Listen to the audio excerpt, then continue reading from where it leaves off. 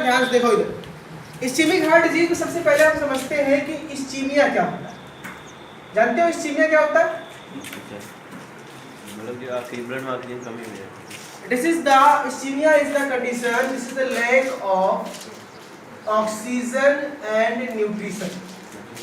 जब हमारे बॉडी में किसी भी पार्ट को या किसी भी सेल को ऑक्सीजन और न्यूट्रिशन दोनों की सप्लाई कम मिलने लगे, उस कंडीशन को कहते हैं क्या? इस्कीमिया। क्या बोलते हैं?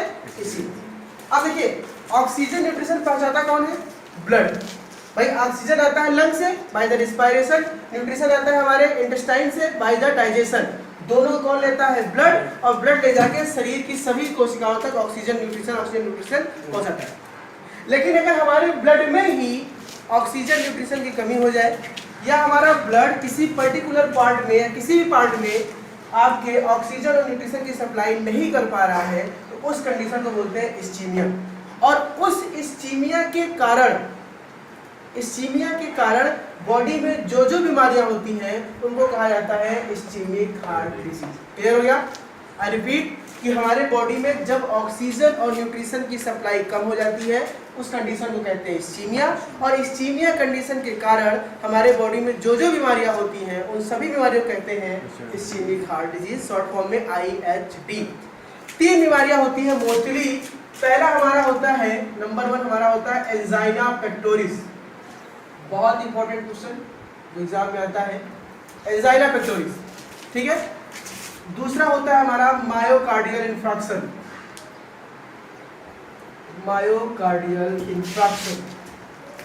और तीसरा हमारा होता है मायोकार्डियल इंफ्राक्शन हो गया, एंजाइना पेक्टोरिस हो गया, और एक रह जाता है एथेरोस्क्लेरोसिस।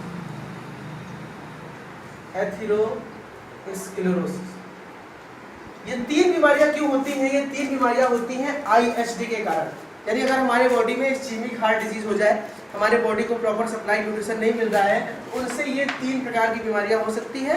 इन तीनों बीमारियों के बारे में डिटेल पढ़ना है, जिसमें सबसे ज़्यादा इंपॉर्टेंट है एंजाइना पेक्टोरिस। इस पर तो ऑलरेडी डिस्कस हम कर चुके हैं, तो थोड़ा थोड़ा यहाँ पे जान लेते हैं। मैं इस पर क्या हो रहा है कि आपको जो वीडियो दे रहा हूँ IHD का, ये एक इंट्रोडक्टरी वीडियो है जिसमें आप जानेंगे तीनों के बारे में ये होता क्या।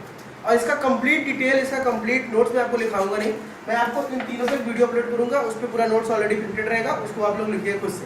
ठीक है? क्योंकि इस तरह से सिलेबस नहीं पूरा होगा, तो क्योंकि समझा दिया पूरा, क्योंकि बस इन तीनों पे मैं ऑलरेडी अपलोड करूंगा, उसको खुद से लिखना रहेगा।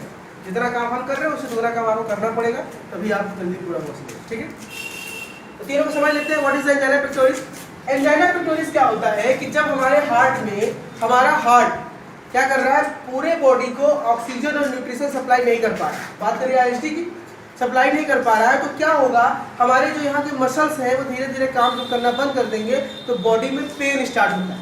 एंजाइना पेक्टोरिस में सबसे पहले हमारे लेफ्ट साइड पेन होगा, लेफ्ट चेस्ट पे पेन होगा, फिर वो पेन बढ़ते बढ़ते हमारे लेफ्ट आर्म में जाएगा, फिर लेफ्ट हेड में जाएगा, फिर धीरे धीरे पूरे बॉडी में लेफ्ट लेग जाएगा। यानी लेफ्ट साइड से पेन स्टार्ट होता है और बढ़ते बढ़ते बढ़ते पूरा लेफ्ट साइड, और थोड़ी देर बाद पूरा राइट साइड में हमारा कवर हो जाता है और पूरी बॉडी में भयंकर पेन होता है।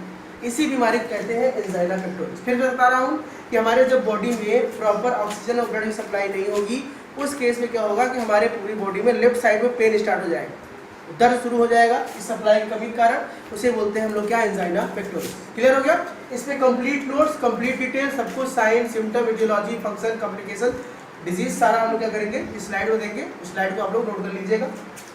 मायोकार्डियल इंफार्क्शन क्या हो रहा है? भाई देखो, जो हार्ट का मसल, ये माना हमारा हार्ट है, इसकी जो मसल्स है इसको भी तो चाहिए ऑक्सीजन और न्यूट्रिशन। भाई इसको भी तो चाहिए काम करने के लिए, वो भी सेल है। लेकिन अगर हमारे ब्लड, हार्ट के मसल्स को, उनकी कोशिकाओं को ऑक्सीजन न्यूट्रिशन नहीं मिल रहा है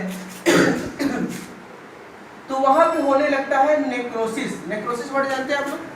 नेक्रोसिस का मतलब होता है सेल डेथ। यानी जो यहाँ की कोशिकाएं वो धीरे धीरे मरने लगेंगी, तो हमारा मसल भी धीरे धीरे काम करना बंद कर देगा। पहले लेफ्ट साइड का, फिर राइट साइड का, फिर पूरे साइड का। जब हमारा हार्ट का मसल काम करना बंद कर देगा, तो हार्ट ना पंप कर रिलैक्स करेगा ना कॉन्ट्रैक्ट करेगा। भाई मसल काम क्या होता है? कॉन्ट्रैक्ट, रिलैक्स करना।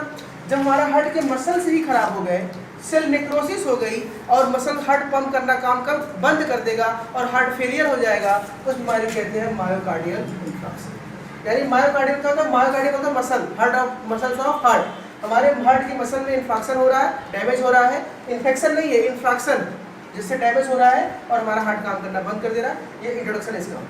बाकी एथेरोस्क्लेरोसिस तो आप बहुत अच्छे से जानते हैं, ऑलरेडी कई बार बताया हूँ। ये हमारा ब्लड है, इस ब्लड का ये ल्यूमेन साइज है। इस ब्लड के इनर लेयर में क्या है, एंडोथेलियम। यहाँ पे धीरे धीरे पहले VLDL, LDL, HDL, कोलेस्ट्रॉल धीरे धीरे इकट्ठा हो गया और धीरे धीरे इकट्ठा होते होते एक बड़ा सा बना लेता है एथ्रोमा। क्या बना लेता है? एथ्रोमा, या इसी को बोलते हैं प्लाक। ये जो एथ्रोमा या प्लाक बन रहा है, ये ब्लड के ल्यूमेन साइज को छोटा कर देता है। पहले ब्लड पूरे से फ्लो हो रहा था, अब ब्लड सिर्फ इतने से फ्लो हो। जब ल्यूमेन साइज घट जाएगा तो धीरे धीरे जब ल्यूमेन साइज घटेगा तो ब्लड प्रेशर बढ़ेगा। ब्लड प्रेशर बढ़ेगा तो हमारे ब्लड की सारी सप्लाई भी धीरे धीरे डाउन हो जाएगी और उस कंडीशन भी हार्ट फेलियर हो सकता है, प्रॉब्लम हो सकती है। This is called atherosclerosis. ये तीनों का रीजन क्या है हमारा? IHD, ischaemic heart disease. ये इंट्रोडक्शन पार्ट था।